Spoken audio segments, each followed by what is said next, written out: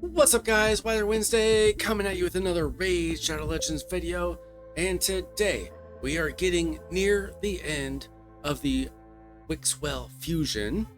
As you can see, this morning started the Fire Night tournament as well as the Champion Training tournament. Of course, there will be a lot of champion training going on naturally due to the nature of this particular fusion. As you can see, personally, I already have 9 of the necessary rares. I'm only going to need 12 because tomorrow is a summon rush event in which it will be possible to pull enough shards in order to get a copy of the epic necessary, Arwood Quivergrass. And you will also be able to get a rare from the summon rush. So if you add in these 9 plus 1 rare plus the Fire Night tournament plus the champ training, that'll be 12. That'll be enough to get me 3 epics plus the epic I will earn from the summon rush. That will get me all 4 of the epics necessary. So I just might be able to get this Wixwell fusion done tomorrow, or at least within a couple days after that. It just depends on how many gems I feel like spending to get it done early. But this fusion for Wixwell has gotten more and more interesting as certain CCs have been able to play with Wixwell on the test server, and it appears that he can do a lot of things. I don't think anybody's really found a great use for him in Arena. Perhaps early game somebody could use him, but I wouldn't focus my efforts on making him viable in Arena. It seems that he can be useful in regular clan boss, the Demon Lord.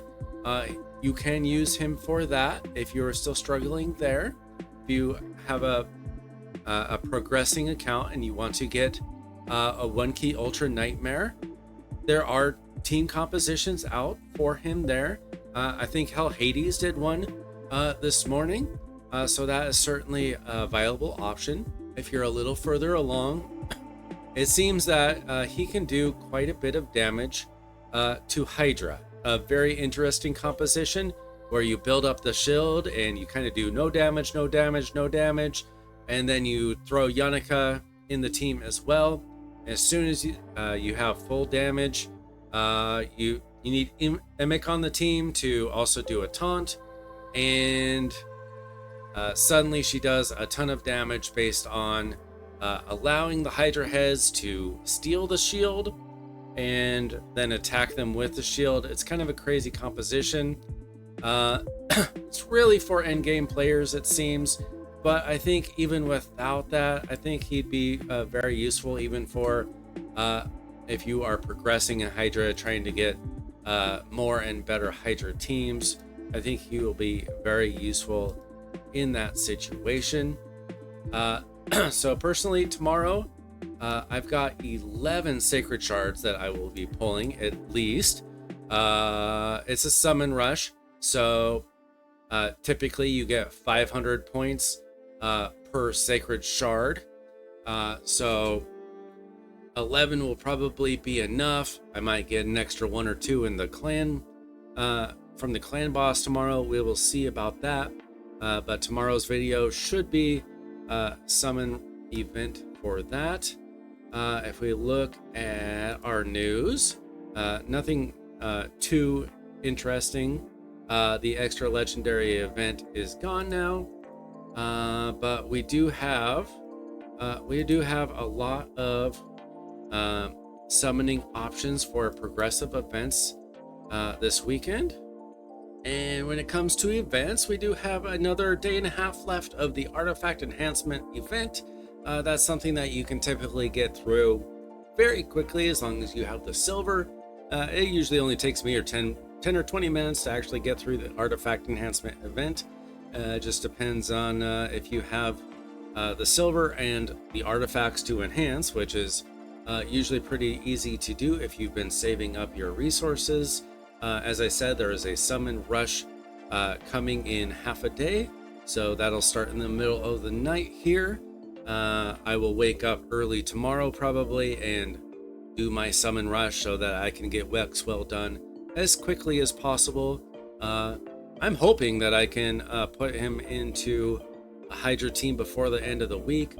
Might have to wait until next Hydra rotation, but we'll see how that plays out.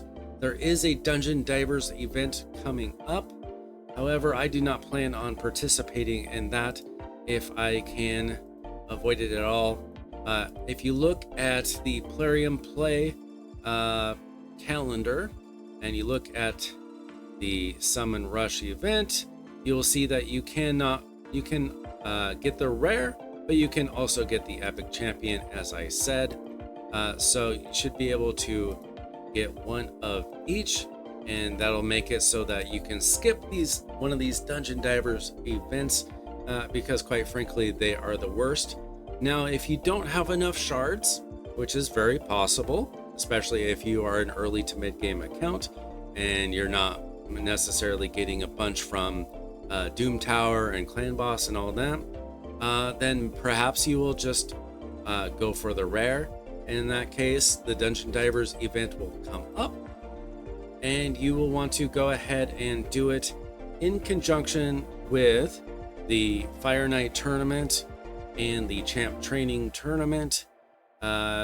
You can double dip, triple dip with those two events. Now, there's nothing new and exciting within either of these events. They're rather predictable at this point. Most of the time, the Fire Knight and Champ Training tournaments kind of ask you to do the same thing with each fusion. You get a predictable amount of points and nothing too alarming here today. As you can see with the Fire Knight tournament, you can get the rare at 2,250 points, as is typical, and you can get some Immortal Soul coins, and that's always nice, and the rest of this stuff is pretty much garbage. And when it comes to the Champ Training, same kind of deal. We need 6,350 points. As you can see, I'm just over 500. I haven't really done a whole lot, but you can get a blue shard, you can get an Immortal Soul stone. Nothing too exciting. This stuff is kind of junk. If you feel like doing a lot of Champ Training, you can get as far as a legendary book. I really wouldn't do that at this point if you don't have to. It's a lot of effort, a lot of resources, and I wouldn't do it unless you really have nothing else to do and you have plenty of resources. Now, the Soul Chase tournament, it's only got about 12 hours left as I'm recording this, so you're going to want to get that done as quickly as possible. And as you can see, I did fill out the entire right side, and I am currently in 5th place in my tournament, nowhere near the leader there who has 5,800 points, but I had a pretty good tournament myself with the 2,610 points. Perhaps I can sneak up into 4th place if I can pull an extra decent soul later on. Probably not. Maybe somebody will pass me, who knows, but it looks like I will get some rewards personally for that. So that's pretty good for me. But other than that, really, just kind of got to fill out those last couple of tournaments for me personally. And if you have the shards to do it, I would certainly recommend using them this weekend rather than having to deal with another Dungeon Divers event. It'll save you quite a bit of hassle, save you quite a bit of energy and gems.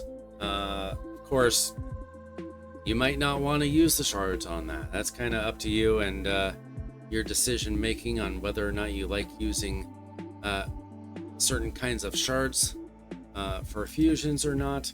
Personally, I just find it a whole lot easier. I never have like amazing luck with sacred shards anyway. Even if there's a 2x event, most of the time it's still not good enough odds. I'll still go deep into mercy, so whatever. I just kind of pull them when I need them for fusions for the most part. So that's kind of where we're standing in the game today. Hydra did reset yesterday, so still have plenty of time to get your Hydra keys in. If you look at Curse City, plenty of time left there. We're just less than a week into it, so we got plenty of time to get your Curse City keys going.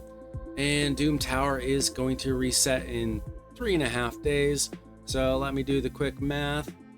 This is Thursday, so end of Thursday, end of Friday. Okay, so Monday morning it looks like we'll have a new Doom Tower rotation, and I believe it'll be the Dark Fae. I certainly hope it is the Dark Fae. That is the best Doom Tower rotation, because when you defeat the Dark Fae, you can get lethal gear from the Forge, and that is the best gear set that you can get from the Forge.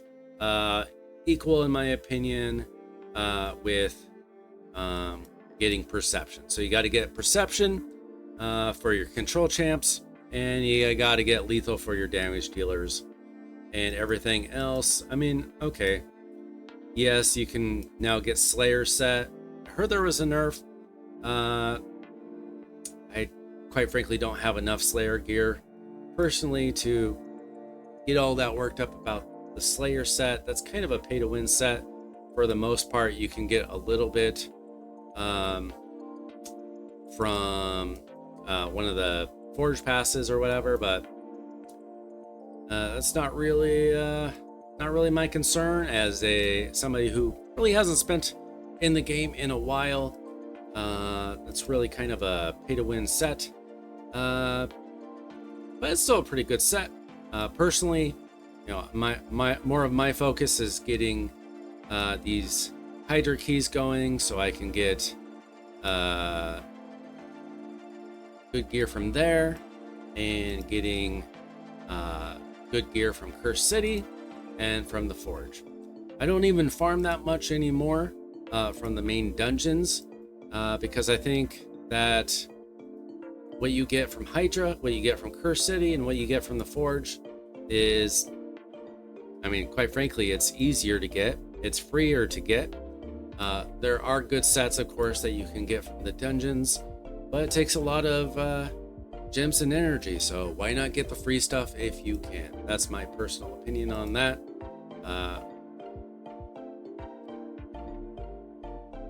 So that's it for today in Raid. Kind of a grindy kind of day, where you're going to want to do champ training and Fire Night. If you want to, if you need to do the Dungeon Divers, you'll probably hold off on doing that for another day.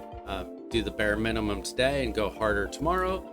Personally, I'm just trying to get Wixwell as quickly as I possibly can, because I really want to play around with this champion, see how the community really did in their voting. It seems like it's going to work out just fine for us. But tomorrow, be on the lookout for a shard summoning video. That is my personal favorite kind of video, and I am hardly the only one. So that's it for today. Thanks so much for watching. Look up here, you can see my current subscriber count. I am trying to get that number up to 1,000. So if you can help me out, I'd really appreciate it, so I can make more Raid Shadow Legends content. Thanks so much for watching. I'm Weiler Wednesday. See ya.